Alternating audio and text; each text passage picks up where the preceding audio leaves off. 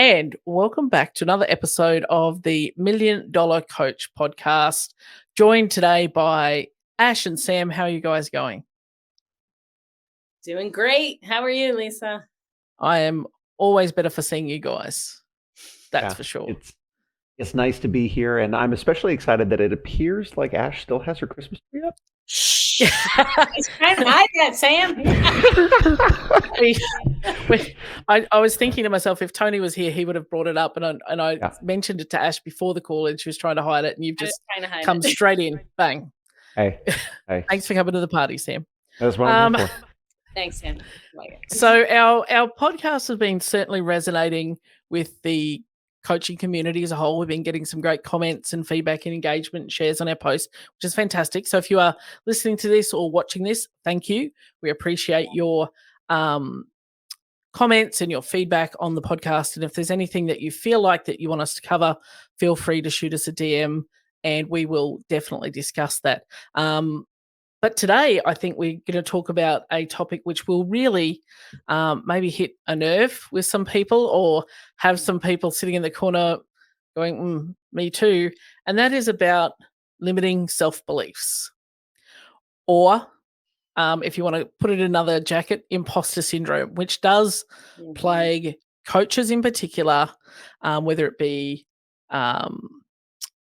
in regards to physical coaching, behavioral coaching, all manner of things. Because we've all got our own bags of stuff that we're dealing with and working through. So, what makes us an expert to talk to somebody. So thought it was a great topic just to dig into some of that stuff today. Who wants to kick off? Sam is keen. Yeah, I mean, so I guess the way I would open is if you're a member of the human race, congratulations, you have limiting self-belief. And I mean, obviously that's a blanket statement, but I don't know a well-adjusted human who doesn't have it. It's and especially like inside of the coaching community, inside of CrossFit, I don't know how many times, first of all, I've experienced it myself, but also how many other coaches I've talked with about like imposter syndrome or the things that they have inside of their head that tell them I can't do this, or what if I can't do this, or what is someone else going to think about the fact that I can't do this, or I mean, it's so yay, it's normal. I guess is the silver lining to all of that, Yeah, and it is very normal. And I actually thought at the start there when you're saying I haven't met a well-adjusted human, I'm like, you could have probably put a full stop there because we're all struggling with things and we're standing up quite often in front of a room full of people going, well, who are you to tell me how to, double under if you can't double under? Or, does that affect your efficacy in being a coach? And sometimes it can be a crushing burden and can really stop you fulfilling your potential or even something that you'd like to do or having a goal, and it stops you going after it because you're like, nah, I can't do that. Who am I to want to do that? Yeah. And I mean, self-limiting beliefs and this idea of, I can't do something. I mean, think about it. When we're kids, and Sam, you've got little ones, right? Like they run up to the fire. What do you say? You can't touch that. Don't do it. Right. And why do we do that? Because we don't want our children to hurt themselves. And, it starts as something that's used as a tool to find the society norms and limitations and things that will keep us from harm and so on and so forth. But, you start that when you're yay big. And then as you get old, you hear more, you're surrounded by more people who have opinions of what's right and wrong and what you can and cannot do. And it just compiles. And then, you're in your 30s, 40s, whatever. And you're like, I got a list this long of things I can't do. Right. Or shouldn't do. Well, yeah. Or shouldn't do. And then it's like, but I want to do that thing. And I'm pretty sure I could try it. Right. Or should I not? Is that maybe that's a little too scary. And I feel like it's, and This is a big loaded topic. This is a It is, massive and topic. maybe we need to have a trigger warning on the front of this, but, you know, a lot of the stories and patterns and beliefs that we have are stuff that has been given to us, to your point, Ash. It's Yeah. been handed down to us by, you know, people telling us we're unlucky with money, or we'll never be this, or, you know, we, are never meant to be this sort of person, and just be okay with where you're at kind of thing. Yeah. And, you know, a lot of even your identity thoughts about who you are were given to you at a young age from somebody else. So, Right.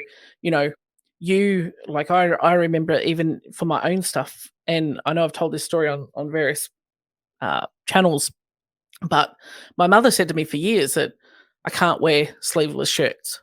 You know, so I walked through life thinking there was some big drama with my arms, like you can't wear sleeveless shirts. And then I said to a friend one day, we were buying something, because get that shirt. It's like, well, no, I can't wear sleeveless shirts. Why? And then I thought about it, went, well, I don't actually know why, because that was not, that was just her story about her perception. And I was like, well, there's actually nothing wrong with my arms. Cool. Yeah. And then once you realize that you don't create those stories and perceptions of who you are, and you can actually change your identity, it does make getting past some of these limiting self-beliefs a little bit easier if you can take the time, and people don't, because it's uncomfortable to go, I believe this about myself. Where did it come from? What's it rooted in? Yeah. Is this my truth, or is it someone else's version of a truth for me that they've given to me? Yeah. And I've just run with it. Yeah. Right. Like And for rant. anyone who, and rant, but like for anyone who's just listened to Lisa just now, like she's lost very quickly over like the healthy arc of exploring, where do these things come from, and that, like, what a process. And again, to Ash's point, what a topic. There's that old saying, the unexamined life is not worth living, right? And this is what we're talking about. Like, we talk about examining our lives. It's, why do I think the way that I think, and where do those things come from, and do I actually believe those things? And as I was listening to both of you talk, I kept, the phrase that kept coming into my head is a Brene Brown phrase: the story I'm telling myself. Yes. Like, Yeah. And I remember watching that Netflix special with my wife when we were talking about it, and I cottoned onto that phrase real quick. Like, the story I tell myself about X, and in this particular case, it was, relationship communication. So like, you're communicating with your significant other or whatnot, and then you have a feeling, and instead of saying, you make me feel like X, you recognize that like it might only exist inside of your head. And so you say, the story I'm telling myself about this is, and that applies to so many things, and I know that prior to CrossFit, like I told myself a story about what I was capable of physically. And once I had my first job where I was making any kind of money, I told myself a story about what it looked like to be responsible with money. And I told myself a story about this and about that. And getting to that point where we can kind of pause and look inward. I love that you called out the fact that it was uncomfortable, Lisa, because it's maybe the most uncomfortable and difficult thing that a human might do. If we can get people to do that and to start that reflective process, I've never experienced anything that is so beneficial and has reaped so many benefits as that process. And it's a powerful process, and one that sometimes again, we're coaches talking to coaches about coaching, but there's value in having a coach take you through that process, even as a professional coach. Like, that's where I've had my biggest growth. And, one of the sayings we have in Fit Affiliate is, is this a problem, or are you making it one? And that very much applies to, is this a story that I'm just telling myself, or is this a fact? Like, and is this something that is serving me? So, what coaches notoriously, we feel like we're allergic to money, that it's terrible to make money, and we're just here to serve people, and we feel guilty about having our own goals and wants and needs. But what we don't realize, if we don't make the money and don't pay the bills, we can't coach the people. We can't solve the problems. So the people who really need us won't get the help they need. So we've got to get past our own bullshit, for want of a better word, because, what we have to say, I was reading a book recently, which is, there are people out there who need what you have to say. They need to hear it. They need to work with you. But if you sit there trapped in your own self-beliefs and basically hide away from it, then those people don't get to hear you. They don't get to work with you. So they don't get the help that they need. So if we're in this business to coach, to help, we need to be open to vulnerability and talking about like our own path through and, our own stories that we tell ourselves. And that's a powerful tool because lets a potential, someone that we're working with be able to identify and relate and realize that they're not alone on the struggle. And by verbalizing your own stuff, you also realize it's not, once you can put a name on something, it doesn't hold as much power over you as if you keep hiding away from it. Yeah. And to kind of touch on, or to go with that narrative of, as a coach, there's a common perception of I don't do it for the money, right? We talk about this on our podcast, on the Fit Affiliate podcast. I think every coaching podcast, I think, has touched on this. And, I do go through that whole identity or whatever of feeling like, well, I don't coach for the money. It's not about the money. And maybe it's not only about the money. That's definitely a truth. But the bottom line is, yes, I want to be able to do this for a living. So it is about the money at some point, right? I used to kind of pride myself off of the hustle, right? Like, oh, I spend 60 hours a week in the gym and I do this, that, the other thing. And it was something that I felt, it was a lie I told myself, a belief that I had for a long time, that you had to hustle and you had to grind and it had to hurt and it had to be hard and you should be tired in order to get where you want to go. Until I realized I wasn't going anywhere. I was just spinning in the same circle over and over. And then I was like, well, clearly that's not the answer. So that whole story I told myself, something's not adding up there, right? And it was kind of all right, so what do I do to change this? And when I asked that question, those answers came slowly and there was ideas. But then even when I had the ideas, I wasn't taking action on them. I was spinning in the circle still because it was all I knew for so long. So it's taking a lot, and it's going to take time, and it's going to take reflection of like, when you have the next step of like, what is the action that I can move towards? Well, why am I still making the choices to keep me in this space? And that's where it's hard. And, I think that the first step in that is valuing yourself and your skill set and your potential enough and knowing your self-worth to then do that work, because I am worth getting paid. I have skills, I have experience, I have knowledge. When you can get to that point where you value yourself, it becomes a lot easier to sit with these beliefs and go, okay, and create like an aspirational identity. This is how I want to be as a coach. Well, does this person do these things? No, they do these other things. They journal, they write, they reflect, they speak. They're open, they're vulnerable. Okay, people like us then do things like this. How do I create that identity, and how do I be that, and start repatterning and writing new stories? Not as simple as, I've just explained it in 5 seconds, but it is, one of the first powerful steps is like, do I change people's lives? Yes. Do people need what I have need my experience to guide them through their own experiences? Yes. Can I do that? Yes. Well, shit, you're a worthwhile human being, it's like light bulb goes on. But you've got to be prepared to sit and do that thinking work and reflecting in that uncomfortable and looking through your own bag of stuff. Yeah. There's so much. There's so much in what you both have just said. Ash, I love the phrase, the lies that I tell myself. Yeah. You know, it's because if you actually sit down and you explore these things, where do they come from? I don't know. You know, and it's at some point, if you unpack it, you know, deep enough with a professional, you'll probably get to a point where you can pick up where that came from and, you know, why that might have popped up.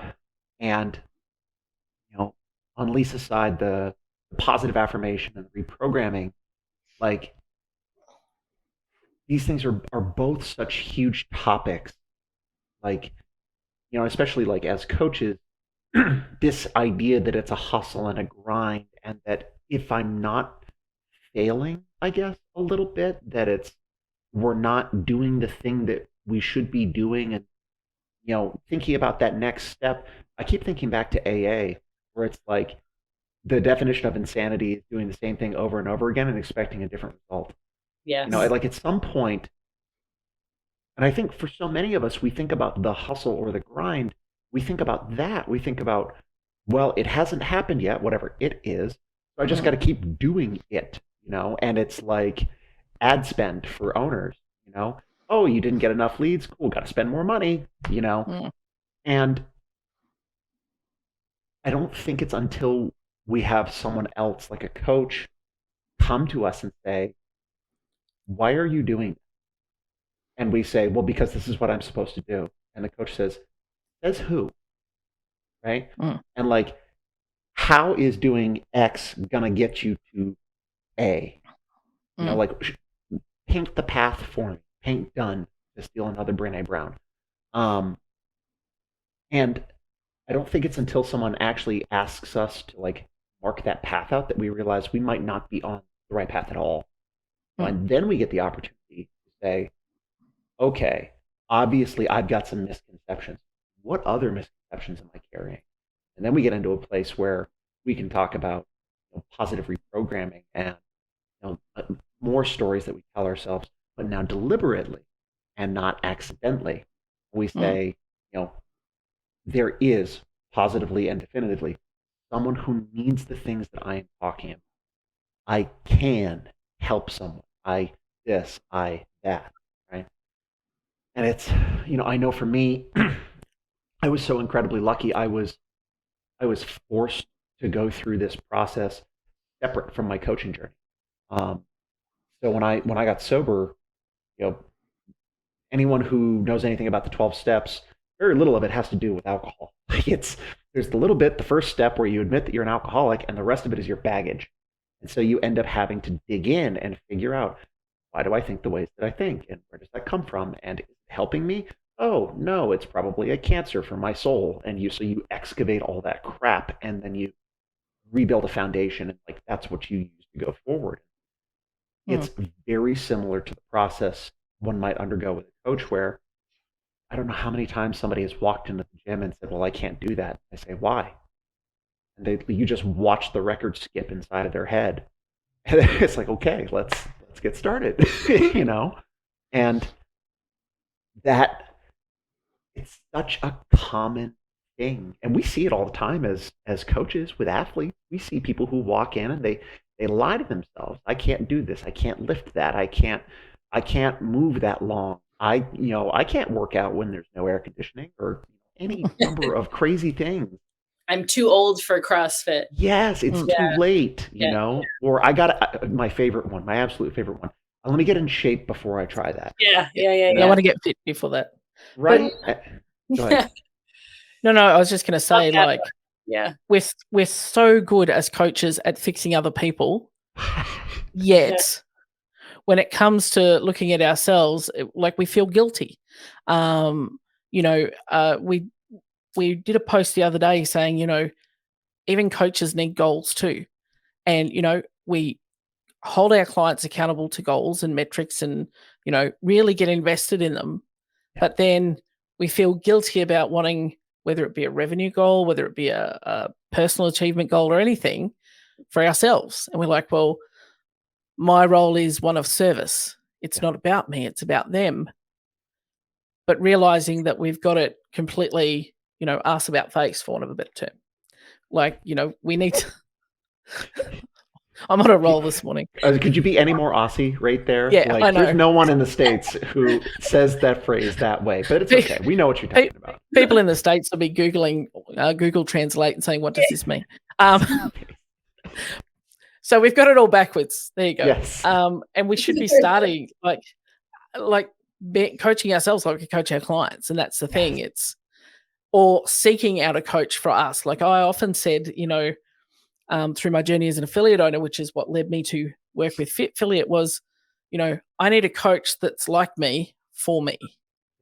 I need a me for me, but I can't be the me for me because I'll just ignore all the difficult stuff. I need someone who's not emotionally attached or invested, who can just sit back and go, why are you spinning in circles for an hour? Like what, and we're so good with clients, but we don't do this for ourselves.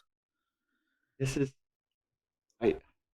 such a near universal thing. It's that we'll insist other people go to the doctor when they're sick, but we won't take ourselves to go see the doctor when we don't feel well. And this is so universal and so commonplace. It would be shocking if we didn't see it inside of the coaching community.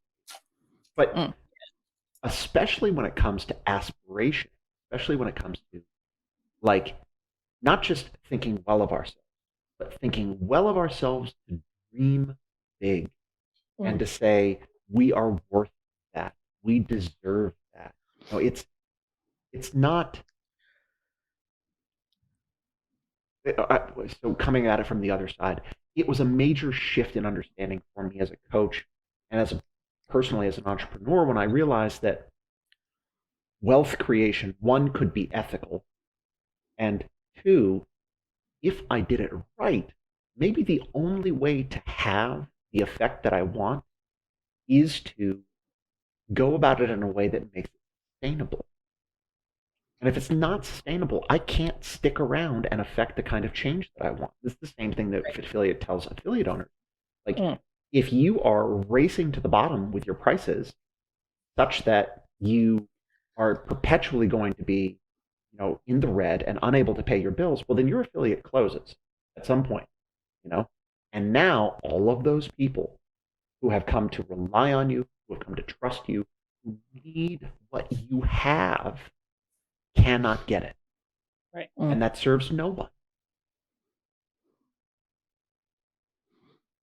Yep. It's the whole do as I say, not as I do. Right. That has been, so I'll get personal here for a second. When I was a teenager, I had a journal. And one of the things I always wrote in that, sorry, Mom, but that I wouldn't do X that my mom did because I wanted to lead by example.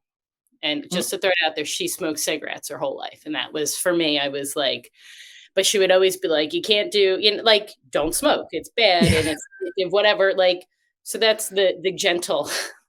But so that was one of the things I always said in my journal was I will be an example. I will not do as I say, not as I do. Life is tough. Get over it. Right. So now I'm still human. I screw up. But that's kind of the question I ask myself when it comes to coaching my clients, raising my kids, being a friend. Am I serving them the way I would want to be served in this situation, whether it is as a PT client, whether it's my child, whatever the situation is. And, if I'm not doing that for myself, then I can't tell somebody else to do it. So I don't want to I don't want my kids to be working 60 hours a week, going crazy and fatigued and not being able to see their friends or do things that they love or want to do. So why am I doing that as the example? And that to me was a huge one. And I'm going to see if I can segue this over. That doesn't mean I'm going to try and like bring back the imposter syndrome in here that we kind of touched on earlier. That doesn't mean if I can't do double unders that I can't coach double unders, right? That's different. That's not me saying you have to do double unders. I'm not going to show you how, but you have to figure it out.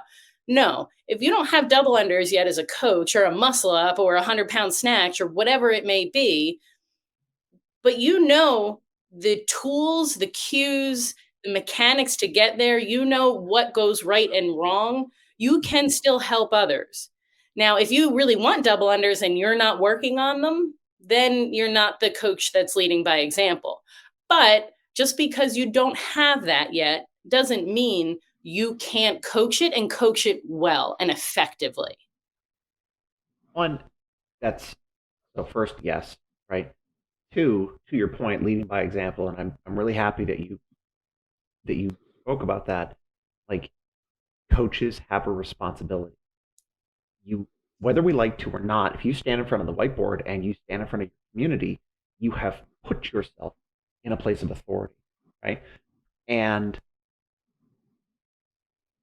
we in the royal sense, as CrossFitters, as humans, we need aspirational figures. Coaches occupy that space locally for people who look at them and identify with them. And we're going to come all the way back to, who needs your story. There's someone inside of your affiliate who needs the story of Sam doesn't have double unders yet, but he's working on his double unders. I watch him practice. Sam doesn't have his muscle up yet, but he's working on his muscle up. He does the same things he tells me to do, Right. And one of my favorite stories is Meg Burns, has been on seminar staff for like 13 years now. I think was one of the youngest people to ever be led on to seminar. She, for the longest time, did not have handstand walk. And back when she was working at One Nation down in Boston area, she had handstand walk Wednesday, and she was public about it. She grabbed people in the classes that she was coaching, and like they spent 5 or 10 minutes after class just doing shit ton of people figured out how to handstand walk, right? Now, as a person who wears a red shirt, like she could have hid behind that. But instead, she was honest about it and she turned it into a tool, not just for herself to work on it, but to help other people, And nobody would have been served by her saying, well, I'm going to keep this secret, Yeah. And the thing quite often that you are trying to push to the back and you think that, well, nobody's going to talk about it, like everybody knows it, like they can see it. Like if you're a coach, like I'll use myself as an example as a coach, I've through my whole life, I've struggled with, weight and that sort of thing. So for me to stand up in front of a class and, be pretending that that's not a thing would be ridiculous because it is a thing. People can see that. Like you can't change your aesthetics like that. But if they understand that you're also, like you said, Sam, to your point, working on it and, it's not perfect and that you understand that it's not a straight linear process. Well, just to eat less things or do, it's like let's not open that can of worms on this podcast, but that it's not, but they understand that that it's not straightforward. So when they come to you for nutrition coaching, that they know that you're not going to go, well, you are 0.3 of a macro out this week. Like, what the fuck? Like, you're failing. Why can't you just follow the plan?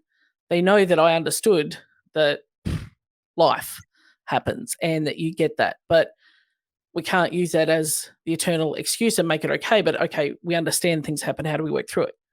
But if I were to hide away from that, which I did for a long time, to be honest, because I was like, I just won't talk about it, But when I became open about those things, it was very transformative for me and also members of my tribe because people know they're looking at you.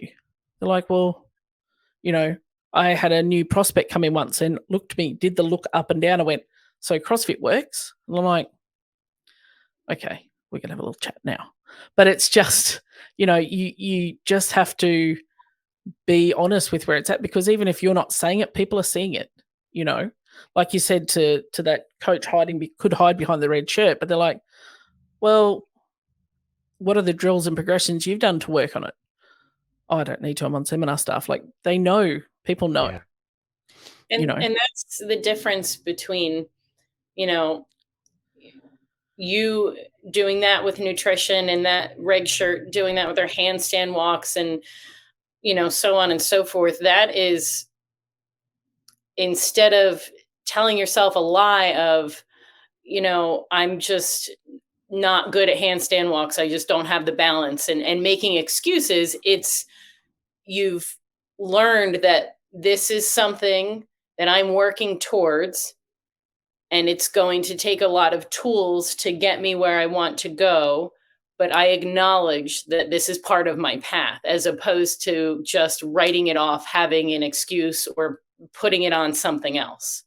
Right. And that's like what you talked about earlier. That's the hard work. And that's where the experience comes that gives us the tools to help others.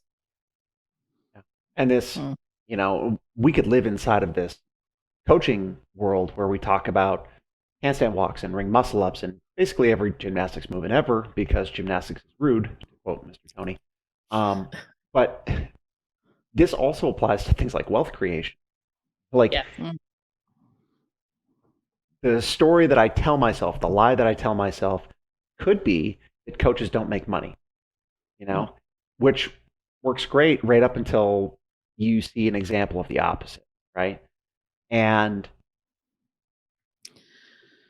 now we have the opportunity to help coaches to realize there is a skill set, there's a tool bag, like in the same way that like you learn progressions for your snatch, or you learn cues and corrections for how to coach someone through their arch and their hollow into a press down for the pull-up. You can learn how to deploy strategically and tactically things that are going to help you. First of all, it is going to challenge you. It's going to be hard because you're not good at it because you haven't done it before, right? So let's just get that out of the way, right? Right. And then second, learning to do those things and practicing, that puts you in a place to be able to A, capitalize and create revenue for yourself or for your affiliate or both. And then B, continue to do the thing that you love, which we need you to do if we're going to continue to try to affect the world's most vexing problem. And then C, at some point, hopefully, you can show someone else. And as we have this downstream effect across time, we show trainers a different way. They show other trainers a different way. And it doesn't have to be direct. It can be secondhand through social media. But people realize that coaching isn't a barely above the poverty line occupation unless you're a games level athlete. Right. Yeah. And there's one little area in that too, Sam, because that's an excellent point that we've got to be careful that we don't trip ourselves up with, is that you spoke on that, you think that coaches aren't meant to make money, that people believe that. And until you're presented with someone who is making money, where our limiting self-beliefs sneak back in, we go, yeah, but he's Sam Burns. Like, he's awesome. I'm not Sam. Like, I can't be like Sam. So that's why Sam's making money. That's why I'm not. We've got to be really mindful of not letting that story then give us an excuse for our own baggage and bullshit, and to not keep progressing because, we love him, but, Sam's not a special snowflake. The people that he can help and serve, you have people to help and serve. Like, we all have something to contribute and offer. That's why we're in this space, even though some of us haven't realized yet exactly what our purpose is in the space beyond teaching, squats and push-ups. But we don't want to fall into that trap of looking at somebody and idolizing them and going, yeah, but I'm not like that. And I did that for so long. And, I'm going to be very honest. Like, that was a huge hurdle that I went through when we started working on this, MDCP project, because I was like, well, I'm still struggling financially. Like, how can I teach others to go through this as I'm still going through it myself? And like, my beliefs are just starting to change, and it's taking lots of time and lots of emotions and frustrations and stuck points. And like all of that's going to happen. And just know that when it does, that means you're on the right track, and just trust the process, right? Like that's, I'm in Philly. That's a big common saying here, but like trust the process, because it's on the other side. You know, you start to see the light, and then you go, oh my gosh, like, how did I not see this all before? Yeah. And, you know, it is, like you said, I'm still in it. But once you see it, you realize like the amount of potential that you can possibly have in the space, and you stop looking at people as competitions or comparing yourself to them, and you realize that, like you said, like, you know, Sam's not a special snowflake, whatever. He is a special snowflake, but he knew how to work that snowflake, make a beautiful snowman, right? And where my snowflake just kept spinning in the little circle and was chuck up in this snow globe, right? Yeah. And like once you're like, oh, well, I think my snowflake could go over here with these snowflakes, and I think we can make something really pretty. And I'm really on a roll with this snow thing because I was here. But it's realizing, you know, there are always going to be people that tell you you can't do that. You'll never make money doing that, because that is a belief that's out there. But guess what? There's also a belief, and there's lots of people who pay a stupid amount of money for stupid shit. Yeah. Lots of stupid shits out there that people pay a lot of money for. Yeah. You have something that people not only want and will pay for, but like Sam said, they need it. There is somebody who needs you. Yeah. Yeah. Well, and now we're back to something that we were talking about earlier. We're back to niche. Like I was just gonna, like full circle. This is it's so. I try not to swear. Like I got a little boy, so I'm trying to be like cognizant of it. But it's been around Tony so much. I know well, no, Tony and I just happened to jive because I swore like a pirate before I met him. So it's so effing important. It's so important. It cannot be overstated that who the person or persons who are going to gravitate the most toward me because of my experiences, because of the story that I tell, are not going to be the same people as those who gravitate toward Ash. And they shouldn't be. Like, we shouldn't be trying to compete with each other, because at the heart we have different messages or different experiences. It's the it's that thing of I was so frustrated. Denise came to observe one of my classes once, and I have this athlete, and she's constantly pulling early in her cleans or her snatches, and it became a running joke. I would say, Kate, fucking jump, like jump harder. Like that was the thing. And she had it printed on a water bottle. That's how much of a thing it became. Denise coached one of my classes, and she's like, I want you to observe me. And she went to Kate and she said, Kate, I want you to try to put your head through the roof of the building. For whatever reason, that cue got her to do the thing that we needed. Yeah. Right? The best cue is the one that works. Yep. Even if Ash and I have the same message at heart, but we present it differently, it doesn't matter if someone gravitates towards Ash's message or mine. What matters is they get help. Yeah. That's the heart of service. And both of those messages are right. Yes. It's just one worked for her. That didn't work, like in one. Whereas you could say that same thing to somebody else and they're like, my head through the roof? Like what? Like they don't. Exactly. Yeah, like I heard it and I'm like, really? But I can't argue with the results. Full fucking hip extension. Like it was beautiful. So like, no one can compete with you with being you, and now with the advent of, thank God for CERN and DARPA, we have the internet, and I have access to every human being on the planet. And so we were talking about this earlier as well. Yeah. It used to be if you sold real estate, there was a guy, he was the top real estate salesman. You either had to get rid of him or go someplace else, right? I don't got to do that anymore. I don't have to compete with Matt Fraser or, Carrie Pierce. I can hone in on a message that is my message and it's true and it's authentic. And the people who gravitate toward it, fantastic. Those are my people. I don't have to worry about the people who are trying to be like Matt Fraser. You Yep. know?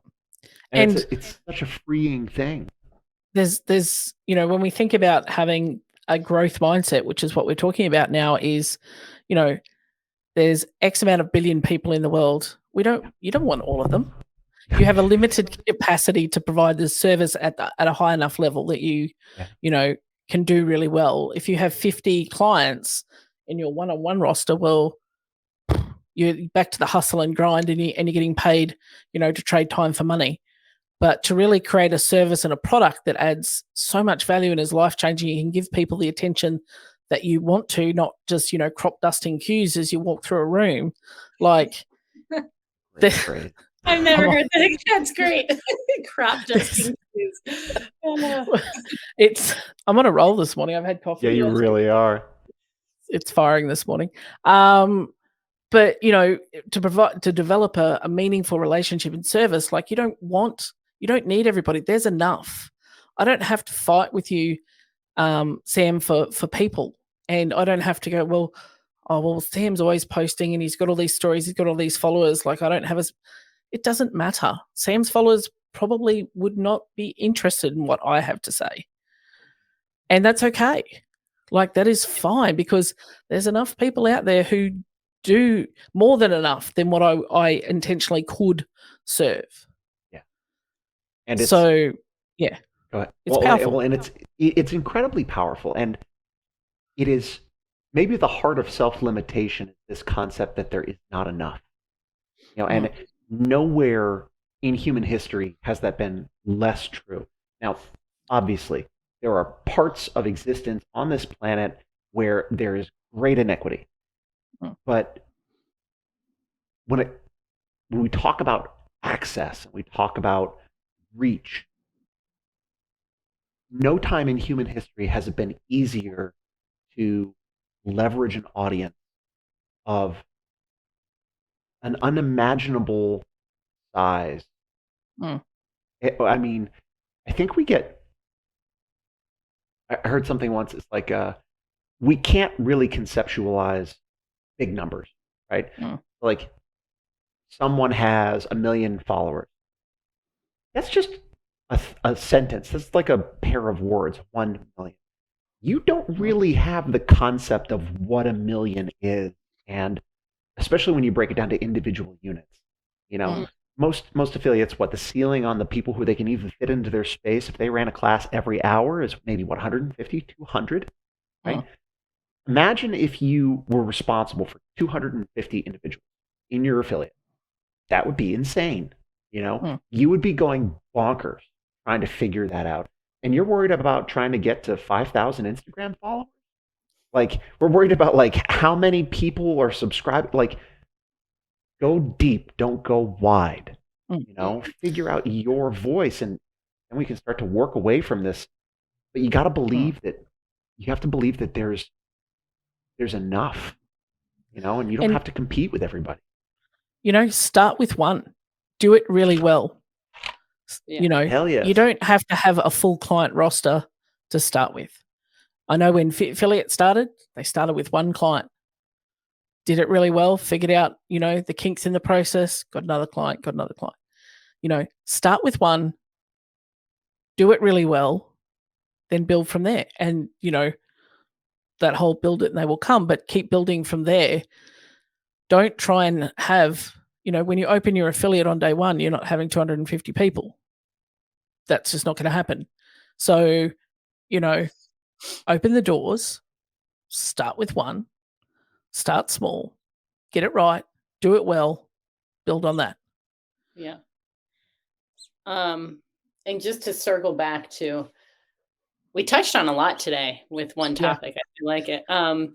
To circle back to the limiting beliefs, though, whether you believe it's true or it's not, you're right. I think we've heard that before. And, very easy example of this is like, a very common thread that came along during COVID was trust the science, follow the science. Well, guess what? Not using COVID, because I'm not trying to start any problems here. Just say careful there. There are scientific studies that talk about how coffee dehydrates you. Yeah. And there's scientific studies that prove coffee can be hydrating. Yeah. Yep. So guess what? Whatever you believe, it's true. So if you want to change your outcomes, you need to start by reflecting on those beliefs and dig in and figure out a way to change them. You might need a coach for that.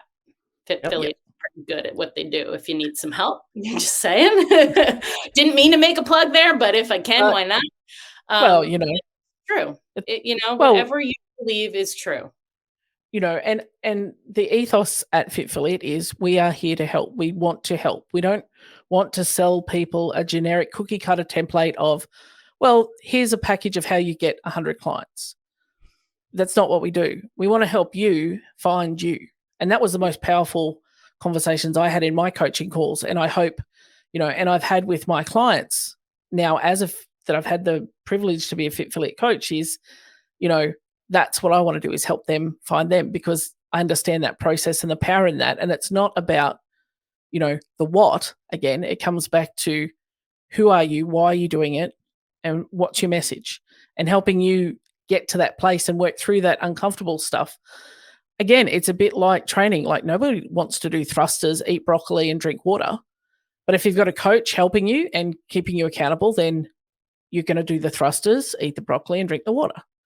It's a lot easier when someone's standing next to you helping you rather than you having to sit in a dark room by yourself with a pen and paper and go, no, I'm fine. I'm really good, actually. Good chats. Yeah. We're out. And, in the same way that we don't have to limit ourselves to the concept that CrossFit doesn't work for me. We know CrossFit works, period. We've got empirical evidence for that. There's nothing that says you can't have a greater impact. If you've kind of scoffed at something we've said along here, but then you listen to something else, you're like, which is close to home. Maybe I do believe that I can't make money doing this. Maybe I do believe that no one wants to listen. Maybe I do believe that I'm not going to be able to have the same following as someone else. Just ask yourself where that comes from. Play around with that. And if not us, go to someone you trust, someone who's a loved one, a confidant, someone who'll be honest with you and say, hey, this is what I think about this thing. Am I right? Start down that path. I promise, as uncomfortable or scary as it might be, the rewards you reap from growing your mindset, from a closed mindset to a growth mindset, cannot be overstated. And coaches, if you are looking to ascend your income, it's not an option. Yep. It's something that has a very high return on investment. And the investment you make could be as little as sitting down with pen and paper and being honest with yourself, or investing in a coach, which again, highly recommend.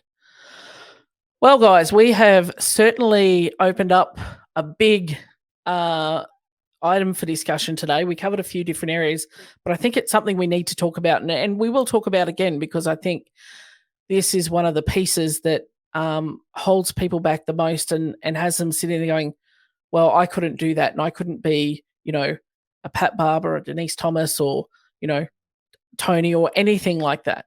But when we realize that we don't have to, and realize that all of those people that we admire, they're dealing with their own stuff. They just might not have put it out there necessarily. And they've gone through their own journey, which, when you find that out, you're like, oh, okay, I don't feel so alone. So good chat today, team. Loved it. Don't forget, guys, reach out. Please like and subscribe. Please share if you think that another coach will benefit from our little project. We've got some really amazing things for the $1 Million Coach program coming down the pipeline, so stay tuned for that. but Oh, we'll see yeah. you on the next one. Yeah. Cheers, everybody.